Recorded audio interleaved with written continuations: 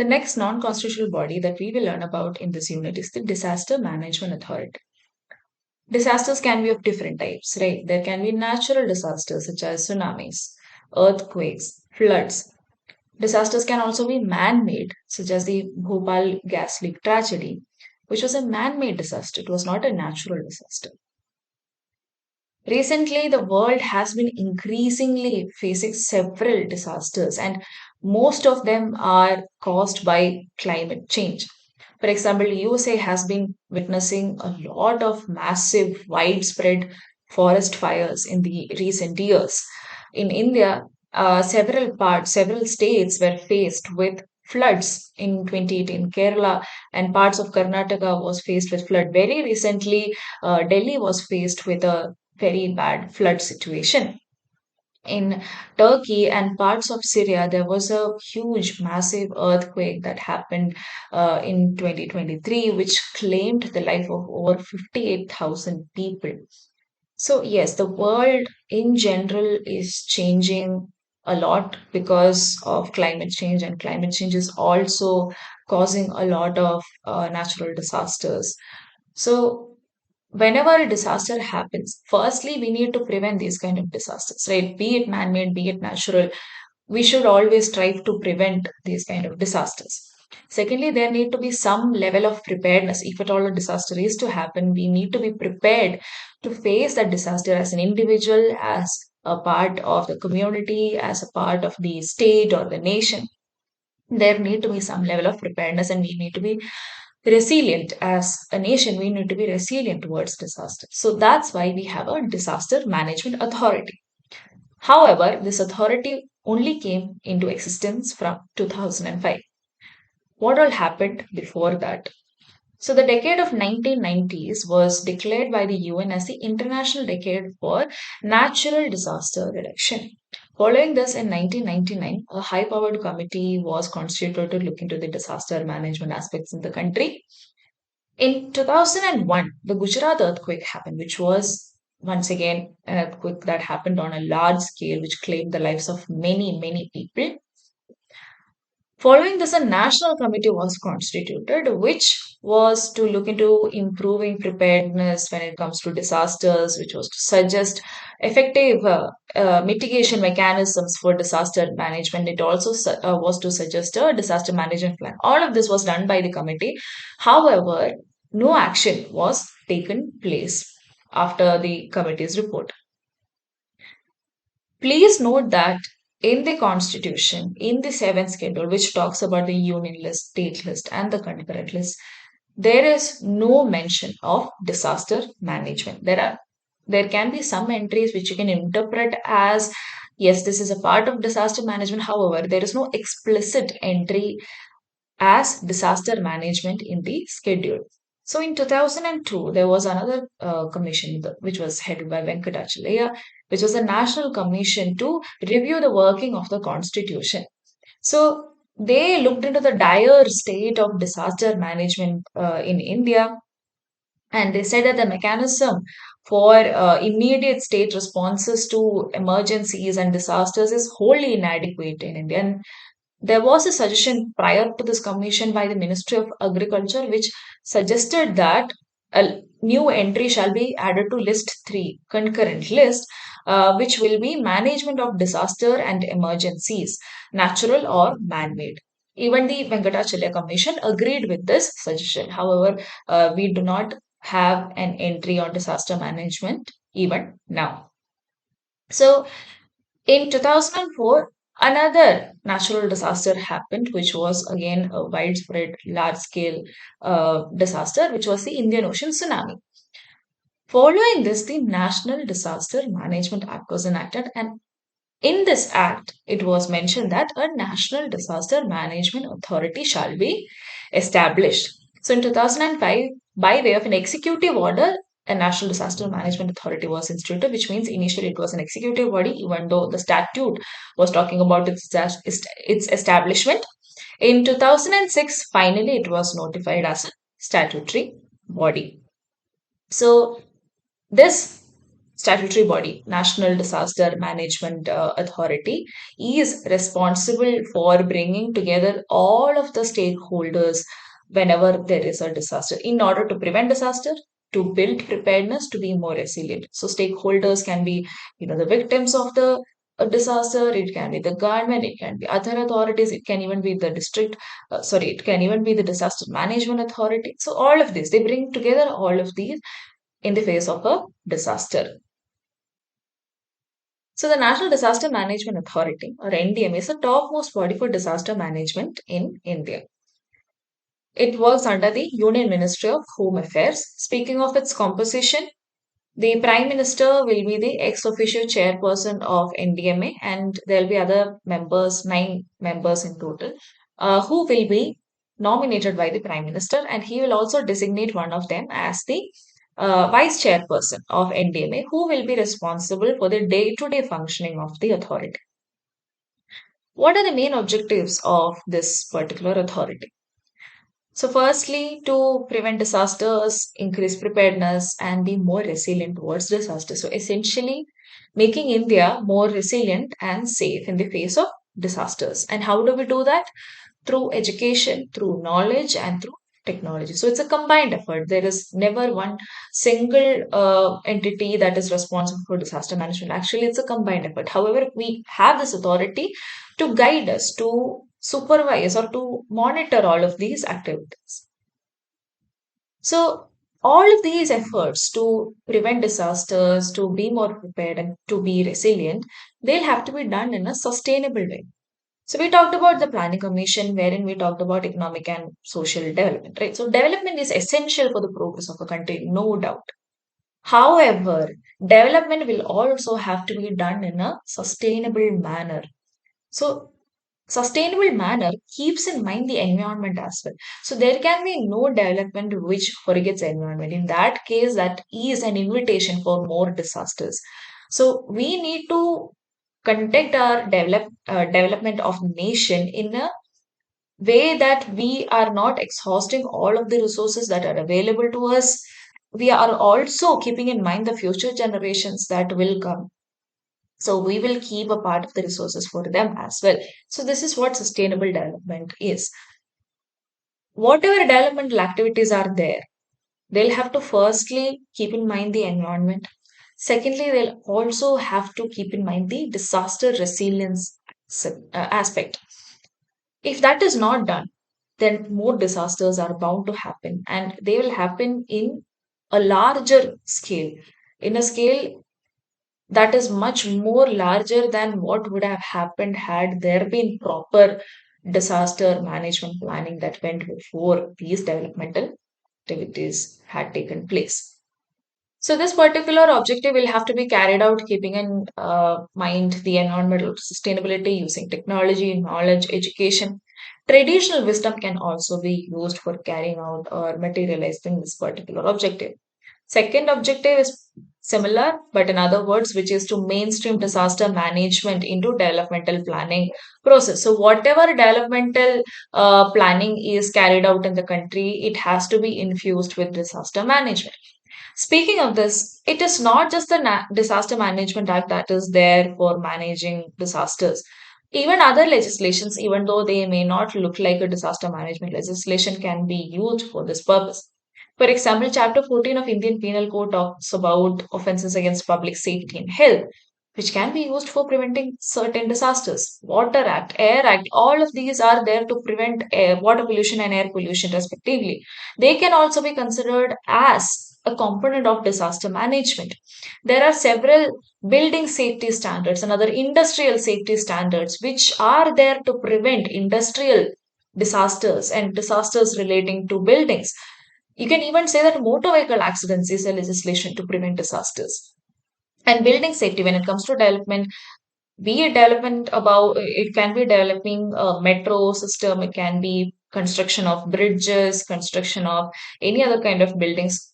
All of this, following safety standards is essentially important. If those are not followed, then that can lead to a lot of man-made disasters as well, and in face of natural disasters, these buildings or constructional activities will suffer a lot. For example, in UK in 2017, there was a Grenfell Tower that was caught in fire. The fire actually started in one of the apartments in their fridge. It was not supposed to cause a disaster of this huge scale. However, because the building was constructed flouting many building safety standards, the cladding, the outer part of the building, was constructed using a material that actually escalated the fire instead of reducing it. So there were a lot of safety standard failure that were there in the Grenfell Towers, which led to the escalation of fire to a great extent and which claimed the lives of many people. So, yes, this is precisely the reason why we need to follow this kind of safety standards, industrial standards, building standards, all of that. The third objective is to develop forecasting and early warning system, which also has a fail-safe communication component. So you get your weather forecast in your phones, or you might see weather forecast in news channels. Right? Similarly, they also forecast if there is heavy rainfall, which might lead to floods. So all of these early warnings, as much as possible, shall be given to the general public once again to reduce the scale of disasters. So it is the objective of the National Disaster Management Authority to develop such kind of forecasting and early warning system, which also has a fail-safe communication component. The next objective of Disaster Management Authority is to develop a techno-legal framework for regulating and for ensuring compliance with respect to all of these matters, for the identification, assessing, and monitoring of disaster risk. Next objective is to ensure efficient response, especially for the vulnerable section of the society. See, whenever there is a disaster, it is always the most vulnerable section of the society that is vulnerable to disasters as well. Vulnerable section as in underprivileged people, those who come from lower income families, those who are coming from the minority communities. They are always more vulnerable in the face of a disaster as well. So there need to be efficient response, on the ground response, and specifically, especially for these vulnerable groups as well. The next objective is to undertake reconstruction activities after a disaster has happened, and this reconstruction activity will have to be disaster resilient. It is also the objective of the Disaster Management Authority to enter into proactive and productive partnership with the media. Whenever there is a disaster, media helps to amplify the voice of the victims of the disaster so that the elected representatives of the area, the bureaucrats, and the uh,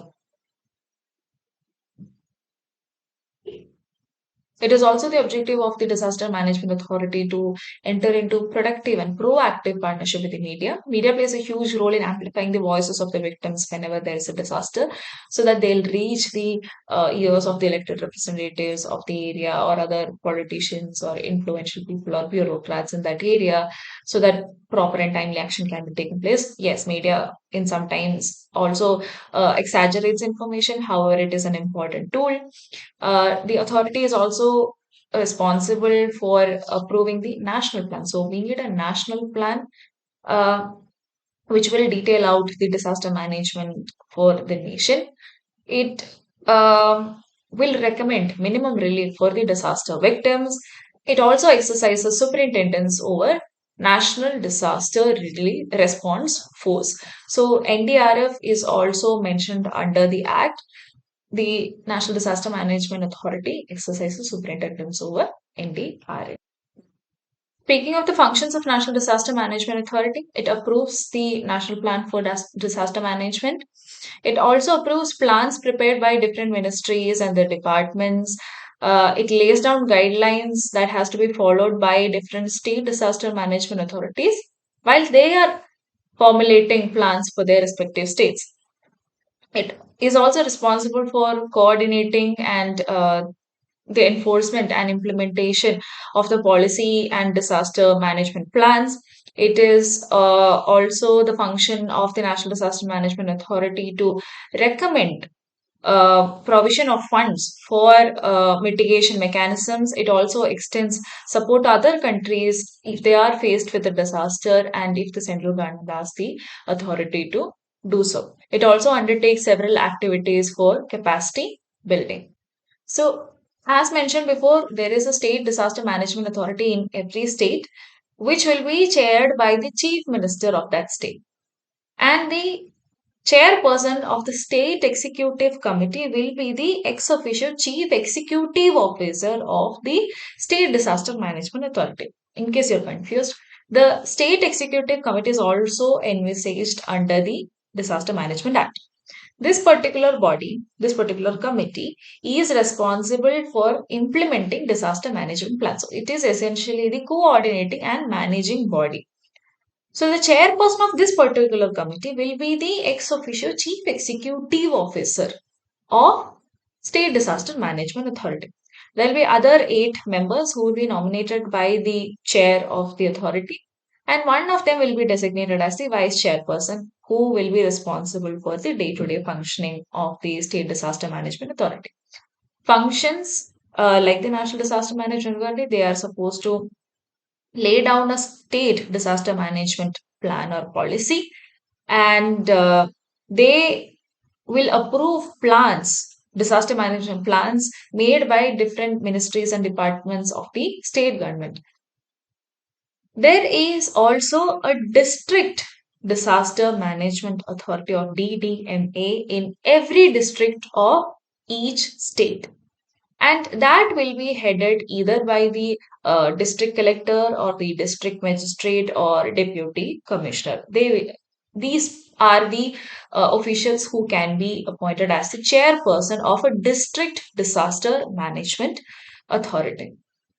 To give an example of a success story of disaster management in one of the Indian states, we can talk about Odisha. State of Odisha is in the eastern side of India and also is vulnerable to cyclones and other natural disasters because of its unique positioning. So in 2019, there was a cyclone, a very peculiar cyclone, which was named Cyclone Fani, which had a recorded speed of 240 kilometers per hour. However, in Odisha, there is a robust disaster management mechanism. They also enter into partnership with International Organization for Disaster Management. And because of the efficient and timely response to this particular cyclone, it was very well managed. The number of fatalities was very low. So, yes, Odisha is a success story when it comes to disaster management in India. But not all states or even the situation of national planning of disaster is as successful as has been in the case of Odisha. Even though the Act was enacted in 2005 and the National Disaster Management Authority came into existence in 2005, the first National Disaster Management Plan was only formulated in 2016, over 10 years, over a decade after the enactment of the Act and the establishment of the National Disaster Management Authority. That in itself shows that how far behind we are when it comes to disaster. There is also a growing allegation that there is lack of coordination, there is inadequate training given to the responders, the first responders in whenever there is a disaster. And it remains one of the biggest challenges to proper disaster management. For example, when the Kerala floods happened in 2018, this was a major allegation that there was no proper coordination among different disaster management authorities, different levels of disaster management authorities. However, during the Kerala floods, there was a great deal of community resilience. The community came together for disaster management, and that is a great example of community resilience. In 2019, the disaster management plan introduced biological and public health emergency. So, we know that COVID-19 pandemic wreaked havoc across the world and in India also. So, Disaster Management Act was frequently used during the pandemic, and several directions and guidelines were issued by the central government using the disaster management plan.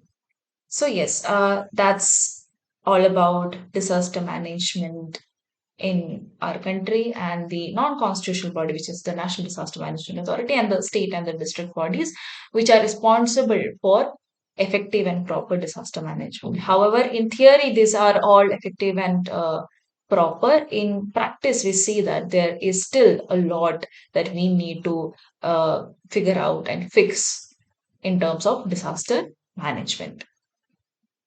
So, the last non constitutional body that we will learn about in this unit is the Reserve Bank of India. Over to that.